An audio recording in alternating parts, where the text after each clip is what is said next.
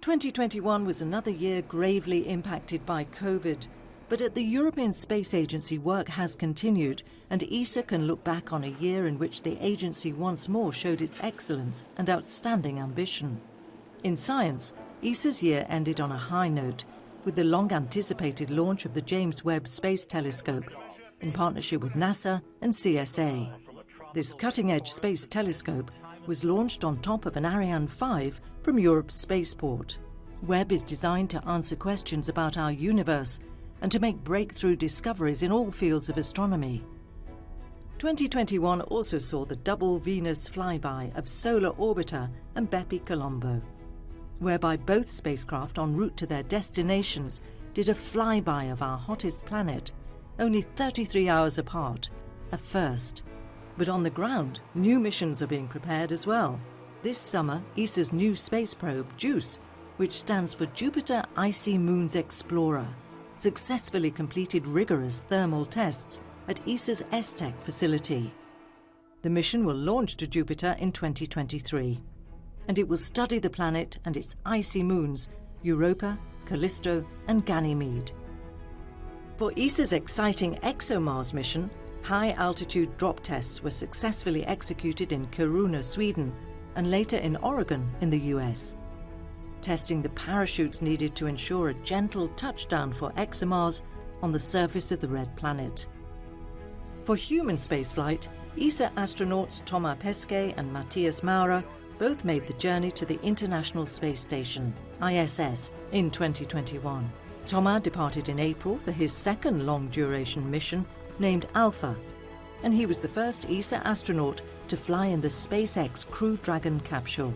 During his stay, another marvel of European technology came to the International Space Station, the European Robotic Arm, ERA. This robotic arm can move hand over hand on the outside of the Russian laboratory module Nauka and can be used for inspections, bringing scientific instruments outside of the airlock and aid astronauts during spacewalks. On board the ISS, Thomas was involved in the setup of ERA, and in October he became the fourth European commander of the space station. He returned to Earth in November, a few days before German astronaut Matthias Maurer launched to the ISS for his 6-month mission named Cosmic Kiss. Ever looking forward to the future, ESA opened applications for a new class of astronauts on the 31st of March, and by the time the vacancies closed in June, over 22,000 aspiring astronauts had applied. It was also the first time ESA had a vacancy for an astronaut with a physical disability, to which over 200 people replied. Now the candidates will go through several screening stages, and in 2022, a new class of astronauts will be revealed to the world. The ambition of ESA is to bring the first European to the surface of the Moon before the end of the decade. To achieve this, ESA continues to work closely with NASA in the development of the Artemis program. In 2021, a second European service module, ESM-2, arrived at Kennedy Space Center in Florida, while the ESM-1 was integrated with the Orion capsule and stacked in preparation for next year's maiden flight. It is also ESA's responsibility to keep securing independent access to space for Europe, with 2 new upcoming launches. In November, the last Vega was launched from Europe's spaceport, to be replaced from 2022 onwards by the new and improved Vega C launcher. The development of the new Ariane 6 launcher is also well underway, with more tests across several sites in Europe and in Kourou. In September, the Ariane 6 launchpad was inaugurated, bringing the maiden flight of this flexible heavyweight launcher ever closer. 2021 was another important year for Galileo, the most accurate and only publicly owned satellite navigation system in the world. In November, a Soyuz launched from Europe's spaceport, carrying 2 more Galileo satellites into orbit.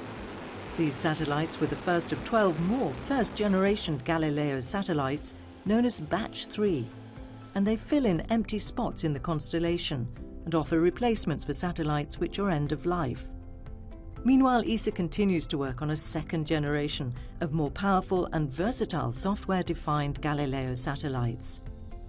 The way towards this innovative software-defined satellite design was paved by Eutelsat Quantum, which was launched in July on board an Ariane 5. Quantum is the first of these software-defined satellites which can be reprogrammed in orbit, responding to changing market demands during their lifetimes. In all these missions, ESA is at the forefront of space technology. It has the ambition to remain there and to excel even more. This aspiration is shared by ESA's new Director General, Josef Aschbacher, who took the helm on the 1st of March. He set out to define new and ambitious priorities and goals for ESA in the coming years with Agenda 2025, outlining the challenges in maintaining and growing Europe's role in the space economy. To achieve this, close collaboration with the EU is essential. And in June, ESA and the EU signed the Financial Framework Partnership Agreement, defining the roles and responsibilities of all partners, the European Commission, the new EU Space Programme Agency EUSPA, and ESA, which has a proven track record of excellence and responsibility. During the ministerial meeting of ESA member states in November, it was agreed that for Europe to thrive, they must act now and accelerate the use of space, and 3 accelerators to bring Europe's space ambitions to the next level were defined. These 3 accelerators are Space for a Green Future, Rapid and Resilient Crisis Response, and Protection of Space Assets.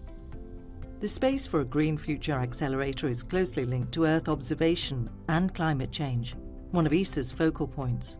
The measurements provided by the Sentinel satellites of Europe's Copernicus program, or by the ESA Earth Explorers, continue to give scientists and policymakers the information they need to assess climate change and the health of our planet. The importance of climate change on the future of humanity was also stressed at the climate conference in Glasgow in November, where ESA was also present, showcasing its space-based climate action. ESA can end another year of keeping Europe at the forefront of space technology, using it to improve the lives of people on the ground, to innovate, and to learn about the universe and our own planet.